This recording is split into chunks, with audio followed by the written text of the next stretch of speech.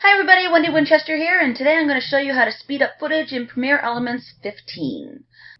So here we have a clip that we want to move faster because it's just a little too slow for the music. So what we're going to do is we're going to right click on the clip and we're going to go to Clip and go to Time Stretch. Now, to make it faster, you can do one of two things. You can put in a percentage or you can put in a duration, which is seconds, and then frames, number of frames. So it depends upon how precise you need to be. So let's say I want to go 125% of speed. So we play it, and it moves much quicker. Now, say I wanted to do, I'll just undo that.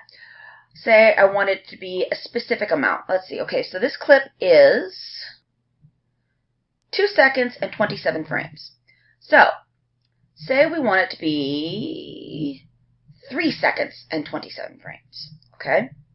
So what we're going to do is we're going to go to Time Stretch, and we're going to change this here to a 3,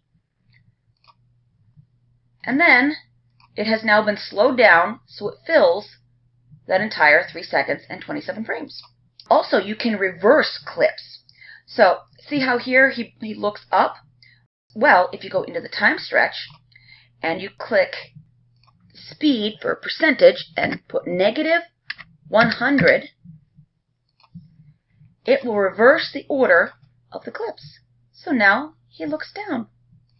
So, that is how to use the time stretch tool to speed up, slow down, or reverse your footage. If you like this video, please hit that like button, and I will see you next time.